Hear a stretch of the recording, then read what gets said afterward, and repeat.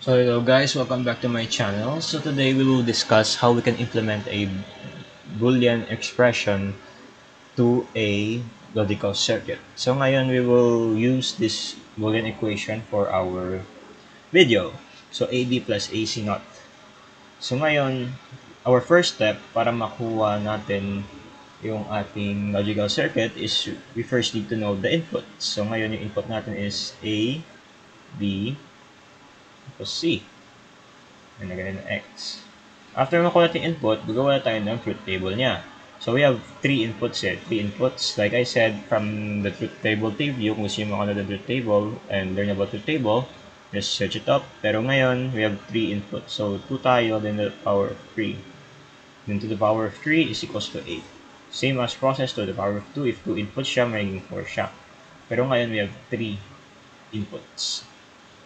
So, 3 inputs siya, 8. Then afterwards, since alam na natin yung ating input, sinilagay yung input dito sa table, let's put a marker sa taas. So 1, 2, and 4.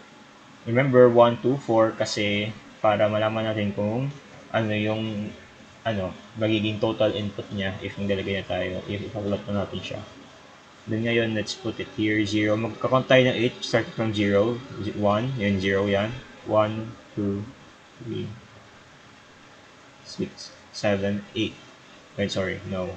Kung 7 lang tayo. Bakit? Kasi nag-start tayo sa 0. Maglagay tayo start sa 0 if we're gonna make a logical circuit or logical truth table.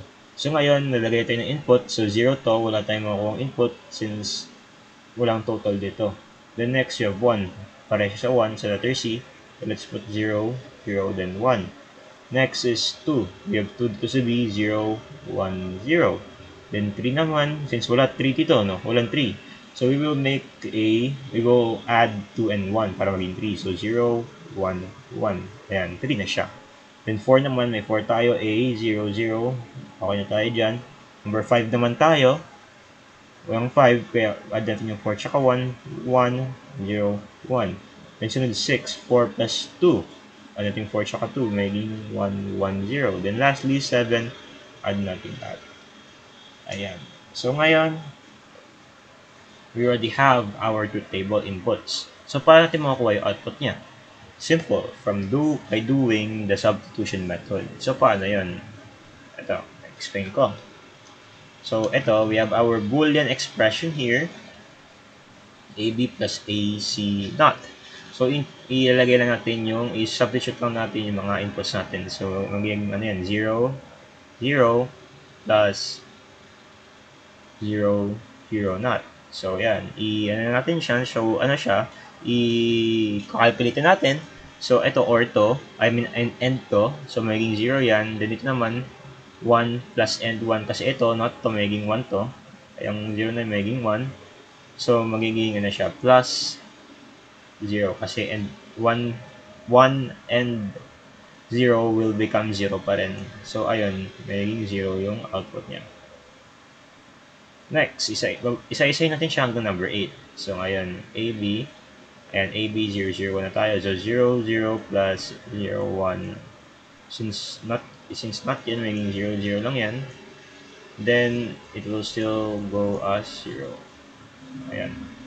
Then, next naman is, the third is letter B. So, ayan, 0 pa rin tayo. 0, 1, plus 0, 0. Ayan.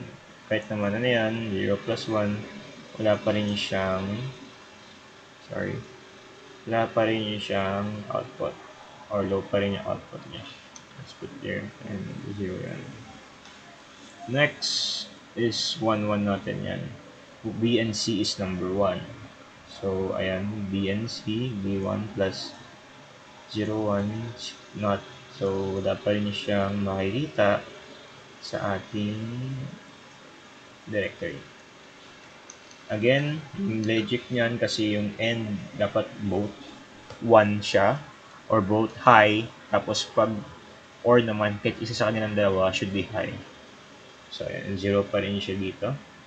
Next, we have A is the only one. It's the only one. So 1, 0 plus 0, 0 not. So, ganun pa rin siya, like always.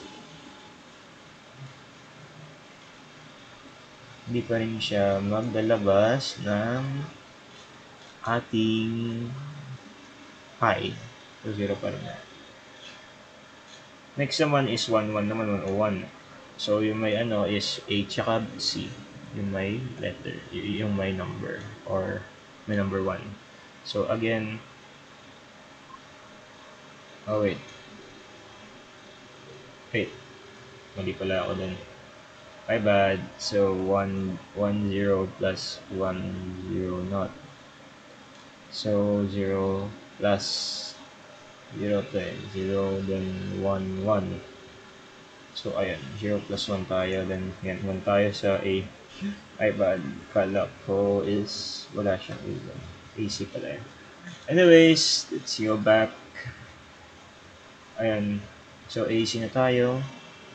So, 1, 0 plus 1, 1. Not. Pero, naka-not siya. So, 1, 0 ulit tayo. 0 plus 0 tayo. Ayan, 0. Ayan, 0. Next naman is AB naman tayo is 1, 1. So, 1, 1 plus 1, 0 not. So, alam na natin yung mangyayari dyan. Ayan, 1, 1. Then 1, 1. Then 1 plus 1 is equals to 1. 1, 0 not. Okay, next is 6 AB. Right, no. Ito tama. Number 7 na pala tayo. Number 7, all 1 yan. 1, 2, 3, 4, 5. 1, 2, 3, 4, 5, 6. 1, 2, 3, 4, 5, 6, 7. So, ayan. We only need one more, which is 7. So, 1, 1 plus 1, 1 not. 1, 1 plus 1, 0. Then 1 plus 0 equals to 1. Ayan. We have our own table na. So, 1, 2, 3, 4, 1, 2, 3, 4, 5, 1, 2, 3, 4, 5, 6, 7, 8. Ayan, complete na yung ating truth table. So, ngayon, we'll just go to our logic designing na. So, ito gamit to Crumb. Crumb is a 3D simulator for circuits, but this is actually paid on Steam for a hefty price. So, kung gusto mo gusto mo na like, ng simple lang, go to Thinkerspace, I think. I'll put a link below para magamit niyo. It's 2D, pero it will, Tinkercad, ayun, Tinkercad, pero it gets the work done. Ayan, Tinkercad. Ayan, we have Tinkercad. You can do circuits din dito sa Tinkercad. Ayan, just, use Tinker, then circuits, start tinkering, magawa mo tayo ng ganun. Pero ngayon, gagamit tayo ng ating prompt. So, blank workspace tayo. So, first, lagyan mo tayo ng breadboard. Check tayo dyan. Then, power wheels dito banda. Sa mga gilid-gilid. Ayan, check tayo. Then, one more power rail dito banda.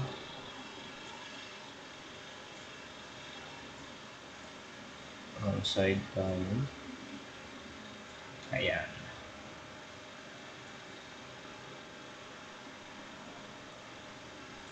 Check. There.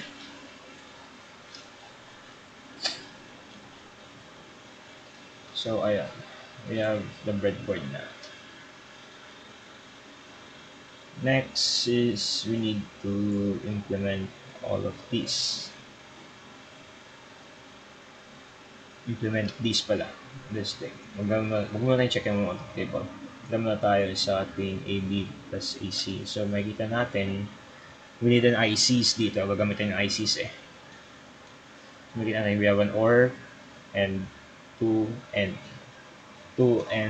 inputs. So, we need one OR IC, then two end ICs. Since 4 yung niya. 4 naman yung ating 4 naman yung ating inputs per IC. So, ayan. Then, isa pa pala, may not pa tayo dito. So, 1 inverter. Ayan, alam natin yung gagamitin natin. Let's go on with our design. First, we need a first condition. Ginagawa kasi per condition siya. So, let's try our own first condition, which is A and B. Put A dito and tayo. Okay, and ayan. And add tayo dyan. Then, put it in our vicinity.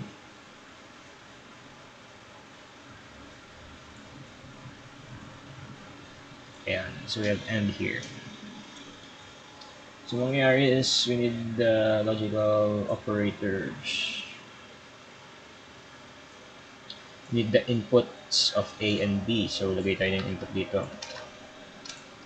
A. Ito, i-label ko lang siya. A. And then, letter B. Ayan. Input natin. Lagay tayo dyan. Ayan. Second yan si B. Next, we're just gonna insert them.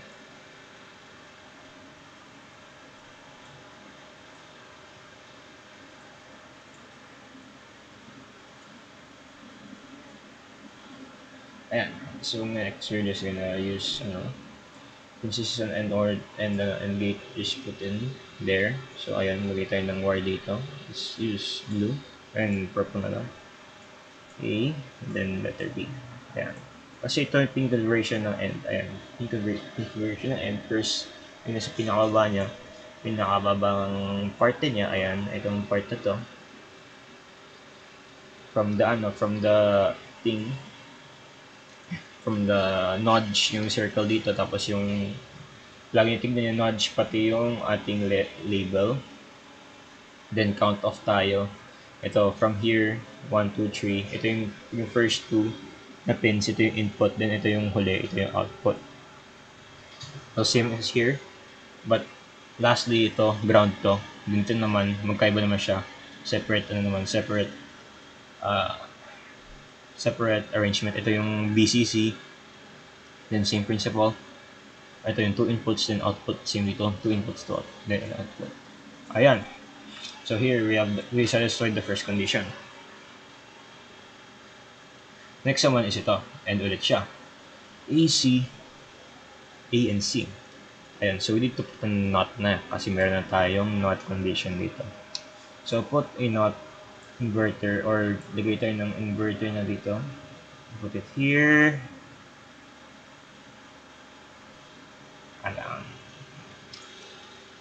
We have our not. Put C na lang tayo dito. Para may kamerapan. Put C over here. Yan sa atin. So, we need C not kasi nakalagay C not. So, we need to put A dito sa 1A. Ayan. Then, sa output niya, kailangan siya mapunta sa letter A or ma-join siya as A and sa letter A. So, how can we do that? May A na dito eh. Nalagay na natin A dito. What we're gonna do is just join. Ito yung ito yung original input na A eh. So we're just gonna join it, put it on, lagay tayo ng bagong color, pwede kayo malito. We're just gonna join here A, tapos ipot natin siya dito banda sa 2A para sa second configuration niya. Ayun. So next is dito naman tayo sa letter sa letter C kasi not C yung hinahanap. Not C, hindi yun C, not C. Di pa tayo siya sa 2B. Ayan. So yan. Na natin siya. Na satisfy natin yung condition na ito. By doing that. So check natin maigi. Ayan. Tama. Tama yung configuration niya. So next, lastly, our last condition is i-join na lang natin silang dalawa. So sa pagka-join, we will need a or B or IC. Ayan, dito. Sorry. Or IC. So quad or add tayo niyan, then ayan. Ayan dito or IC. By the way, ito yung not pin configuration natin. Makikita nyo dalawa lang siya. Hindi ka guys sa end and or tatlo. Pero dito dalawang pin lang. Kaya makikita nyo, like I explained earlier, from the label and the notch. You just check the notch. Tapos may label siya. Then it's facing you para makita mo yung pin configuration. Kasi ito na may or. Same as end. Pero, ano siya, iba yung kanyang logic gates. So, ayan. Let's go back. So, pagsama lang natin sila. Again, pagsama lang natin sila, nawala yung yung isang yung not dito, ayan lang. Ayan. Ayan. Ayan, nakalagay na yan dyan. Ngayon, pagsama natin sila, A, B, and AC. So, paano to? So, we're just gonna use blue. Nalagay natin yung output nitong A tsaka B, yung 1Y. Ayan, press natin yung 1Y. Lagay natin siya, tapos ilipat natin siya sa 1A dito sa ating OR. The next naman, yung output naman ng AC0, which is dito sa 2Y. So, ayan, lipat natin siya sa 1B. Ayan. So, pagkagawa niyan, we just satisfied our last circuit or the whole circuit as a whole. And tapos na siya. Tapos natin siya gawin. So, ngayon, we will put para makita natin yung results ng ating paghihirap ang ating circuit, I mean, is we will put a LED. So, ayan, lagyan natin ito, yung LED. So, mangyayari dyan is put a wire, 1Y. Ito yung pinaka-last output niya kasi pinagsama na lahat dito. Lagay natin yung output niya, 1Y, tapos ilipat natin siya. Ilipat na natin lagay. Ilipat na siya dito. Then, put a resistor para hindi sumablog yung IC. So, 330 na tayo, ohms. Then, put it on ground from here. Ayan. So, ngayon, lastly, gawin na lang natin, bago natin lagyan ng power supply, is put everything on ground and VCC. Ayan. Yung mga nasa ground, ilagay natin sa ground. Tapos, dun naman sa VCC, ilagay natin sa VCC para meron na siyang power. So, ayan. Naglagay na tayo ngayon. VCC to. Next naman is we have one more VCC. And lastly, we have last VCC tayo. Then here, we're done with our circuit. Tapos pala, kalimutan ko, we need to interjoin our two power rails para mag-transfer yung power from one another, from the two power rails na nilagay natin kanina. So may mga breadboards na hindi na kailangan i-connect yung two power rails. Pero ito, may mga breadboards na kailangan i-connect yung two power rails. Tapos meron yung breadboards na kailangan i-connect yung power rails sa gitna. So just double check yung Hindi ko kasi mapakita kasi yung aming circuits ay naka-sir. I-check pa namin next week. Pa-check pa namin. Pero ayun, you will get my point sooner enough. So I-check na lang kung hindi connected yung rails. So ayun, I put a power supply. Then I will now put a power dito. So ayun, finish na. Then ayan, we will turn on the power supply. Oh, ayan, nagbubukas siya. So ngayon, bakit kaya naka 5 volts tayo? Check natin kung tutaasan natin siya to 9 volts. Kasi may mga prop na nagbibigay ng 9 volt batteries as requirements. So ayan, taasan natin siya to 9 volts. Ayan, nakikita ninyo, pag naka 9 volts na, yes, umiilaw siya. Pero yung problema dyan is yung ating ICs. Nasusunog na siya. Nakikita nyo, nasusunog siya. Ibig sabihin yan, it will fry any moment kasi maximum voltage exceeded. So, it's better if we stick on 5 volts instead.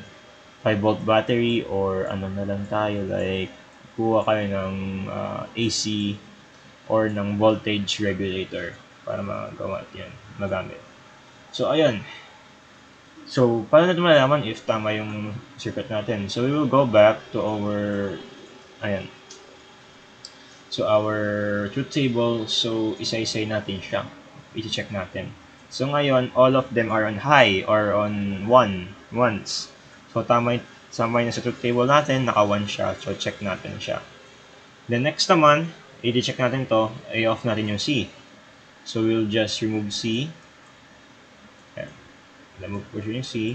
Tapos, ilagay natin siya sa off.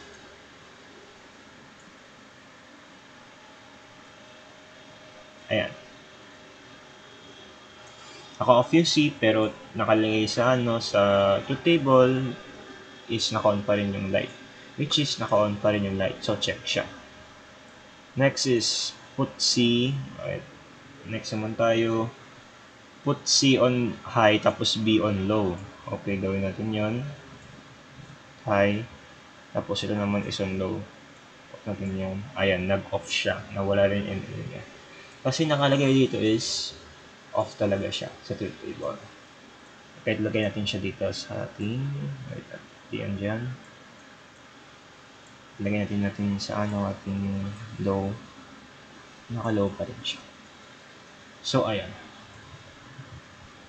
Next naman is our 100. So, lagay natin yung C sa 0.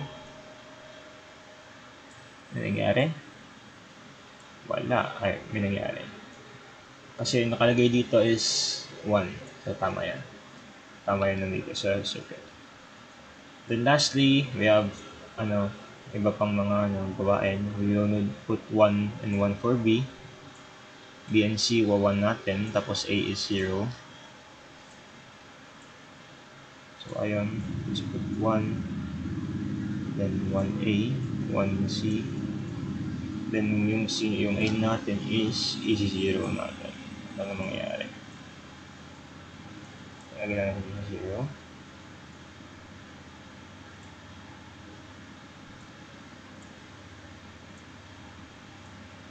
So, naka-on siya. Wait. 1, 2. So, mali yung computation, I think, natin. Or mali computation ako. Double check ko na lang. Kasi nandito tayo sa number 4. So, kailangan natin is ABC. Yung ABC. Wait, tama nga. 1 siya. Yeah, number 1. Yan, number 4. So, ayan. Kasi, makikita natin is 1, 0 plus 1, 0 na. So, naging 1, 1 yan. Then, equals 0 plus 1. So, tama siya. Number 1. So, ayan. Thank you guys for watching in our video and see you next time. Bye-bye.